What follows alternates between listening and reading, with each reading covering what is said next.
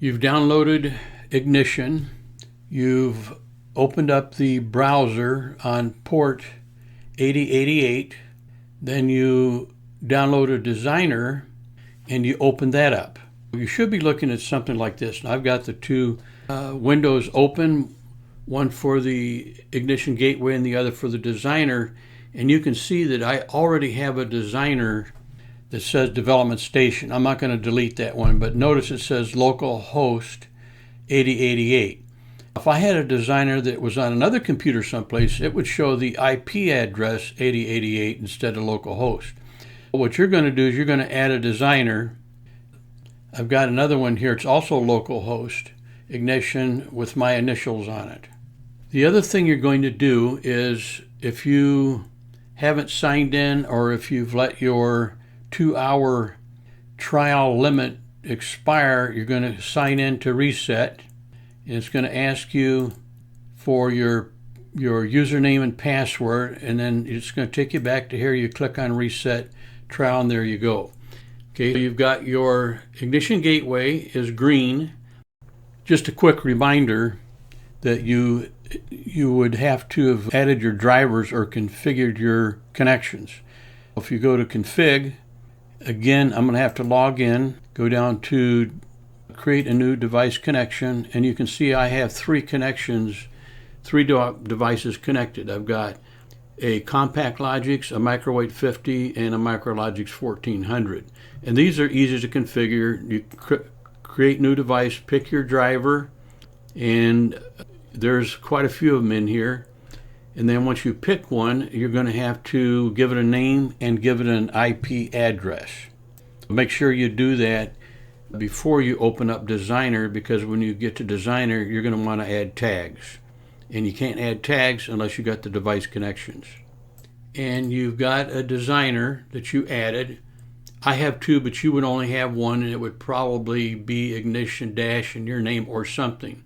I'm going to open that designer. It's going to ask you to log in, and when you log in, you're not going to see anything here. These are all projects that I've worked on, and you're going to click on New Project, give it a project name, and create new project. When you open the designer, it's going to come up and look something like this. I created a new designer called Classroom. If you look up in the title bar, it says Classroom Ignition-TP Gates-Ignition Designer. We're not going to do a methodical exploration of everything on this screen. The expanse of the capabilities of Inductive Automation's Ignition SCADA software would be comparable in detail and scope to taking all of the local histories of every major city in the world, organizing them into folders by country, and then organizing it into one great big subject called World History. And even if it were only for the last 100 years, the amount of details and information would be staggering. We'd get lost in it. We're going to stick to our goal of guiding you to create a machine level HMI, basically to replace a panel view or to behave like a panel view. But we're not going to run off and do any exhaustive exploration. We're going to stick right to a focused path. We want to create something on the screen, in other words on a window, that interacts with the controller as fast as we can. Because once you've created something, in other words, once you've created a window, put a component in there, and tagged it from the controller, then you can start seeing an interaction between Ignition Vision, a window, the objects in the window, and your controllers. Once you've got that working, your imagination is going to take over, and you're going to look at all these components over there, input, buttons, display, etc., and you're going to be off and running. Now, you don't have to have the manual, the Ignition manual, to follow along with what we're doing, but I'm not going to be exhaustive in my explanations because I'm assuming you've got the manual. I'm not going to explain what's in the manual. I will follow the path of the manual well enough that this assists you when you're using the manual to learn ignition. But I'm not going to repeat the same things verbatim that I did in the manual. Instead, I'm going to do things that are similar, follow kind of the same reasoning, but give you an additional look and behavior and experience with components and windows. You go over to Vision, and by the way, down here in my tag browser, you can see I have some folders because I have done projects for the safety relay, CR30, garage door, CompactLogix, Microweight 50, Micrologix 1400, PowerFlex 525, and then one of the major projects in the ignition manual, the virtual assembly cell. The only one that doesn't have any content is the Micrologix 1400 folder. There was only one tag in there and I deleted it. We could do it from scratch. One of the first things we're going to do is go grab a tag from a Micrologix 1400. So remember in the ignition, remember when we looked at the ignition browser, the gateway, I showed you the connection. I'm going to go to the tag browser. I'm going to hit the plus sign, browse devices. It's actually connecting to the ignition OPC server that's in that gateway. I'm going to open it up. I'm going to go to devices, and there's the three drivers or connections that I made. I'm going to go to the Micrologix 1400, and there you should recognize these data types and these data files if you have any experience at all with the SLC 500 Micrologix platform. I'm going to go get the easiest one to play with, and that's an output. Or it could be, we'll use an internal bit. We won't even do an I/O. We'll just go to B30, and remember that it's a 16-bit integer that you can access at the bit level. If you're looking at the sequence there, 0, 1, 10, 11, this is in numerical order. It's not in a logical order from the I/O modules. But I'm just going to go grab that single bit right there, B3, file, data file 3, word 0, bit 0, and I'm going to add it over here. Okay, it's in my provider tags. I'm going to say apply and OK. If I add a component to a window, I can tag it with that tag. I'm not going to move it into the 1400. I could take and drag this up into the Micrologix 1400 folder. We'll save that for another moment. It comes up, create a new window, and it's got the main window as the default choice. We're not going to do pop-up windows or docked windows until much later in the process. I'm going to go up and I'm going to call this first window. First window, create. Okay, I got a space here. And with panel views and proprietary HMIs, when you start a project, you have to name the hardware. You have to put in the part number, more or less, for the hardware, and you are going to specify whether it's vertical or horizontal, and the pixel aspect is going to be given. This, if you look here, this shows 800 by 600. If you look at the top, the ruler up there, the edge of our window is at 800, and you look at the bottom over on the left and it's at 600. This is an 800 by 600 window. I can drag it out to any size I want or down to any size I want.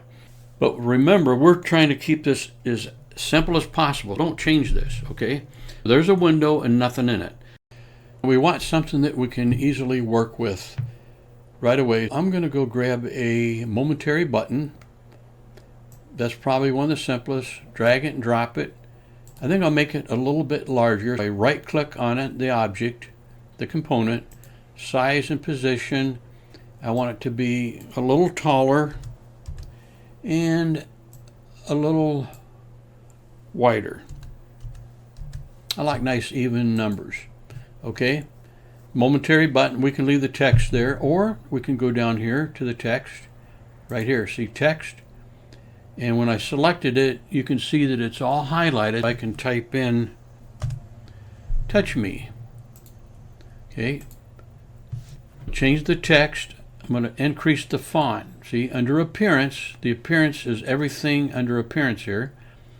I will select a larger font. I can probably go at least double that.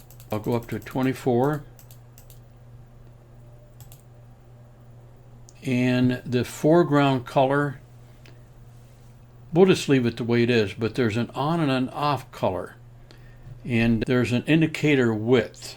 This is one thing I don't care for about their multi-state buttons or their momentary button, is I would like to put a link more easily on the foreground and background color, which I can do that, but I don't want to get complicated here. We'll make the on color of the width, I'm going to change the width to 5.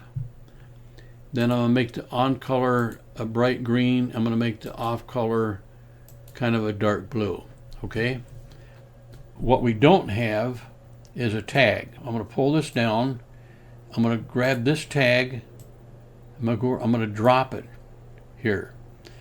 You may have noticed a little flicker of an overlay for a brief second. If this tag B30 were not available right now, in other words, this, when you're editing in Vision and you tag something on the screen, it actually displays the state of that tag if the tag is being accessed through the gateway, which it is. If we turn off the gateway, then you would get a bad data overlay over this object. So I'm going to change the size of this, my object here. And here I am in the CompactLogix 1400. Let's go to B3. There's B30. And we'll go up here. We have to have two-way communication. Gateway communication,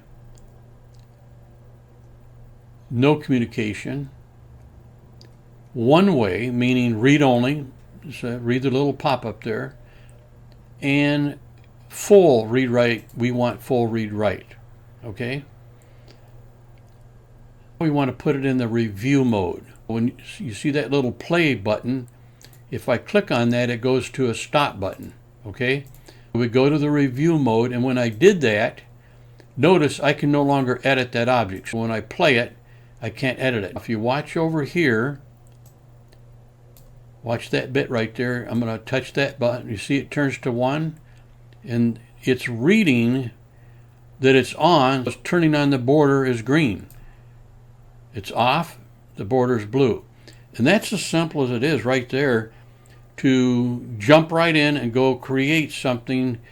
And this is similar to your lab project in the CompactLogix 1400 manual, the RSLogix Studio 5000 manual, and the CCW Micro 800 manual. I have you go in and use your keyboard. Right now, if I click on this, notice it turns 1, this turns green. Watch this. If I go over here to and bring the focus over in Windows over into MicroStarter, RSLogix MicroStarter, and I right click there and toggle bit. Watch bit 0 and watch the touch me button. Look at that. If you're in here touching and stuff, carrying on, or over here, it's all the same thing. This is kind of an HMI in a crude sense, as well as this. I brought up the Micro 850, and I brought up the CompactLogix down here, and this is in the edit mode. I select my touch me button, Control C, Control V, drop one, Control V, drop another one. I want to make them nice and tidy. I select them all, and I pick the line to the left edge. Then I go over here and I say center them. So they're centered, which they would be because they're the same width. And then I'm going to space them out 5 pixels. Okay, these are all three the same now. They're all tagged to B300. But what I'm going to do is I'm going to take and I'm going to select the embedded output from the Micro 850E, drag it over, drop it on that one, and then I'm going to grab my first bit from the 5000, the CompactLogix, and drop it on that one. So now all three of these touch me momentary buttons are now linked to 3 different tags in 3 different controllers. I'll put this, well, even if I don't put it in the run mode, up here, the preview mode, If I just go over here and turn on this output, watch what happens to the touch me buttons. Yeah, that one turns green because it's reading it as on. If I go down here and select, well, my first bit is what I attached it to, because, anyway, if I go down here and look there, now change this to a 1, notice that touch me and your ignition software, it goes green, and we're in the edit mode. We're not in the run mode. But you can see that they're responding, even if I have them selected to edit, and I go over here and change the state, they reflect that. Turn this one back off. Now I could go to the CompactLogix 1400 if I still have it. Bring it up here, go to B3. I could just type in 0. I don't have to toggle it. Now you see they're all off. So this is one of the sweetnesses of Ignition Vision, is that whether you're in the edit or the preview mode, you get an active interaction with the state of these bits or these tags in your controllers. Enjoy. What does it look like if we lose any of those tags? See, right now it's showing they're all 3 off, right? But what's the difference between off and not there? Well, let me go turn off one of them. I just killed the power to the CompactLogix 1400. Look at that. That's what's called a bad data overlay. Now I'm going to turn off the CompactLogix. Literally, I just removed power from it. Look at there. Let me turn off the 450, the Micro 800 450, not 450. Yeah, I just turned off the, this looks like it hasn't quite lost it yet. Okay, there we go. See, now all 3 are showing bad data. I'm going to turn them back on. First the 1400, then the 850, and then the CompactLogix. The drivers are different. The connections are different. They work at different speeds. I don't know which ones are going to come back on first. But the benefit of this is if this comes up, it can, so the 850 came up first.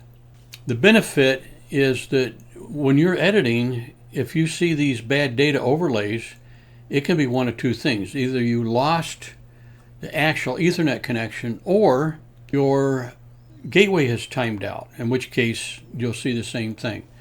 Now, I don't know. See, that one came back, and I'm not sure which one that was. The top one's, I think, the 1400. And I did turn it on. There it is. Now they're all back. Very nice.